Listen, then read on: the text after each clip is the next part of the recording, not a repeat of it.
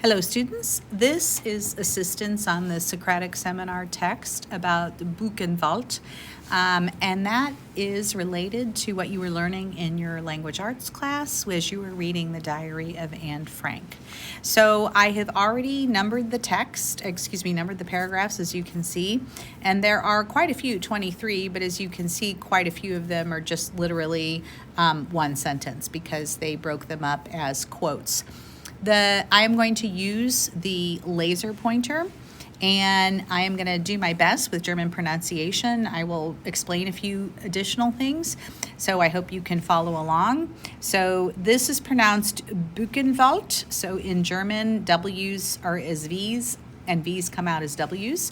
So Buchenwald, a warning against the dangers of extremism.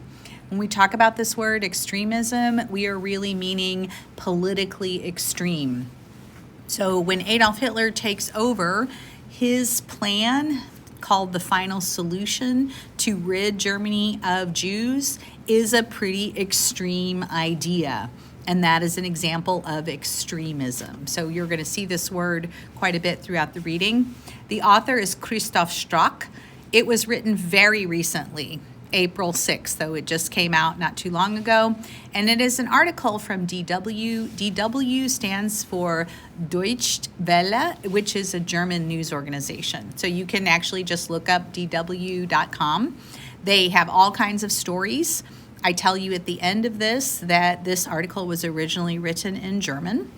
This is the subhead, and I made it our essential question. So this is really what we're going to be talking about in our Socratic seminar tomorrow. The essential question is this. The Buchenwald Nazi concentration camp, which was liberated 80 years ago, meaning it was made free by United States soldiers because the war was essentially over, was one of the largest on German soil. What role can remembrance play amid the current resurgence of far-right extremism? So remembrance is this idea that we really do need to remember the past, or we will repeat it. You know, you've talked about that in English class. And in this case, when we talk about far-right extremism, I already explained extremism. Far-right means it is very, very, very, very conservative. The opposite of that would be far-left, being very, very, very, very liberal. And we can talk about those if we need to. Let us begin. I'm on paragraph 1. The buildings stand in a place that seems to have been lifted up out of the surrounding landscape. The densely wooded Ettersberg, a hill located not far from the cultural hub of Weimar in the eastern German state of Thuringia, can be seen from far off. It seems like an idyllic area. Idyllic means like paradise. It means very beautiful, peaceful, nice. That's what idyllic means. But the picturesque appearance belies the fact that this was once a place of horror. The plateau of the hill was the site of one of the biggest Nazi concentration camps in Germany. From 1937 to 1935, the Nazis imprisoned hundreds of thousands of people here in Buchenwald concentration camp, including political opponents. So some of the people that got thrown into concentration camps, not just Jews, but if they were against the politics of the time, if you were politically against Hitler, you might be rounded up. Communists, that's another political ideology. Homosexuals, foreign prisoners, Jews, Roma, and Sinti. And this refers to the Romani people. You might hear them being described as gypsies. They are an ethnic group common in Romania, which is where Romani comes from, but also all throughout Europe. Jehovah's Witnesses, you might know people who practice this religion, and undesired clergy. And we know from our work in the Middle Ages that clergy refers to a person in the church who does church things, conducts services. Buchenwald was a hell, one of the many hells created by the Nazi machinery of persecution and killing. Some 280,000 prisoners suffered within the Buchenwald system, which included the camp on the Ettersberg and more than 50 small subcamps, mostly near factories producing key wartime commodities. So although the Nazis did have basically killing camps where they just sent people to be exterminated, to be executed, most concentration camps, when you went there, when you were sent there, you were forced to work. You would be shipped out to factories where you were worked literally to death. All right, so they're factories, they're producing things for the war. By April 1945, around 56,000 people, mainly Jews, had been killed in Buchenwald. It was not until World War II was nearing its end in Europe that liberation finally arrived. When the first U.S. Army tanks approached the concentration camp on April 11th, 1945, so the liberation of Buchenwald, the anniversary of that, is coming up very soon, Friday. Determined prisoners began to rebel and stopped many soldiers from the SS Guard detail from fleeing. And what that means there is that the prisoners in the camp, they knew that the U.S. soldiers were coming to set them free, and they rose up and stopped the German guards, the people that had been holding them captive, stopped them from fleeing because they knew if the German guards got away, they would not be brought to justice. After the end of the war, Thuringia became part of the Soviet-occupied part of Germany. The Soviets soon started using the Buchenwald site as one of their special camps, where they mostly held local Nazi leaders, police personnel, or owners of businesses that had used forced labor. So what this is telling you is that in this place that had been a concentration camp, when the Soviets, the Russians, took over, they flipped it on its head, and instead they used it to imprison Germans, local Nazi leaders, Nazi police persons, or businesses that had used that forced labor. So they threw them in there. It is believed that 7,000 more people had died there by 1950. Even fewer concentration camp survivors as time marches on. The atrocities, meaning the atrocious, terrible things, committed by the Nazis in Buchenwald now lie 8 decades, 80 years, in the past. There are only a few people still alive who experienced and survived them. But painful eyewitness memories can serve to teach about history, and digital methods of historical education are becoming more important. Now, there will probably still be 15 survivors as guests, a maximum of 15. The historian Jan Christian Wagner told DW. And what he means by that is when people come for the anniversary of the liberation, there are going to be 15 people there that maybe actually were there or were other survivors, because they're getting very old, right? So they're pretty old and they're dying off. He recalls events in 2005 marking the 60th anniversary of the camp's liberation, which were attended by some 500 survivors because they were still around. It had only been 60 years in the past, so they were still around.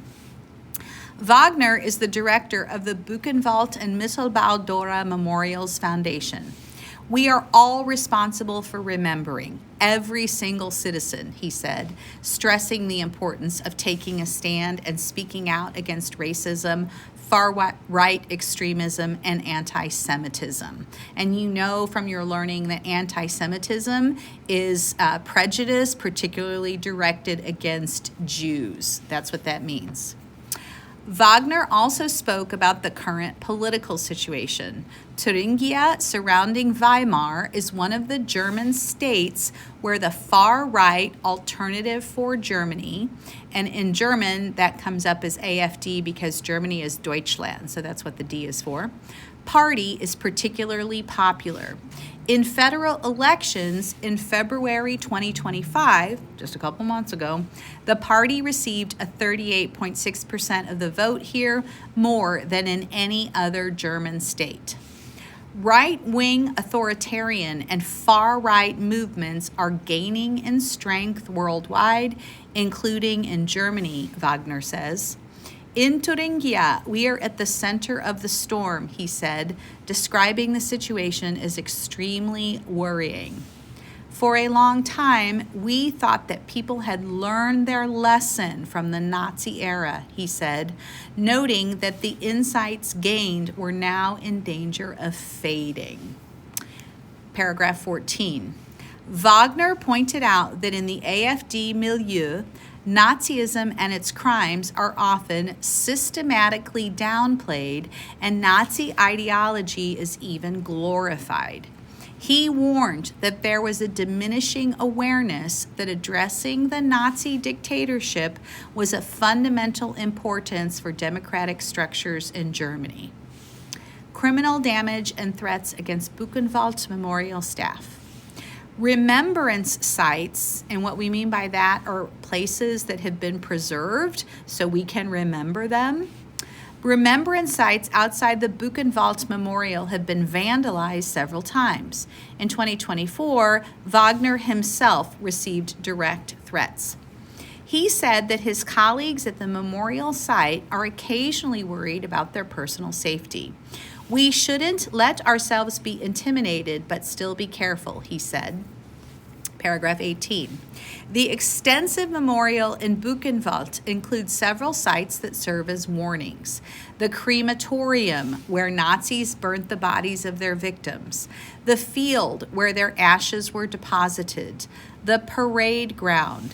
The children's block. And the Hygiene Institute of the Waffen-SS, where many inmates were misused as test subjects for vaccine research.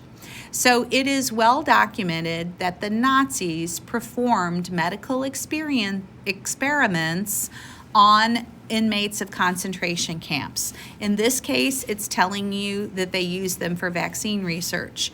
I know of one medical experiment where a pregnant Jewish woman was allowed to give birth, and then her breasts were bound up, they were covered up, so she couldn't feed her baby, nurse her baby, and the Nazis wanted to figure out how long it would take for the baby to starve to death. So these are the kinds of, quote, medical experiments, unquote, that were often practiced upon people in concentration camps. Paragraph 19. A picture of the camp gate with the cynical inscription, Jedem das Sein, and I have no German, so I'm probably really mispronouncing that, to each his own, has often been shown by the media. The clock on the small tower above it always shows 3:15. It was at 3:15 p.m. on April 11th, 1945, that the hell ended and freedom began for all the people that the Nazis had imprisoned here. Is there a site here that has a special importance for Jan Christian Wagner? After reflecting for a moment, he named the so-called Little Camp. This camp within a camp was a place where many people died. Originally, inmates were set apart here for forced labor. In early 1945, around 6,000 people died in the little camp in fewer than 100 days before the liberation of the entire concentration camp. Soon after 1945, these barracks, originally horse stalls, so what they're saying is that people were placed into area that was meant to be housing for horses, were demolished. They were totally torn down. Wagner said that the site of the little group the little camp became overgrown during the time when the area formed part of East Germany and did not play a great role in remembrance. Now, the foundations have been laid bare and are now clearly visible in a clearing as a site of suffering and grief, Wagner said. And as I mentioned before, this article was originally written in German. I hope this helps you on your education journey.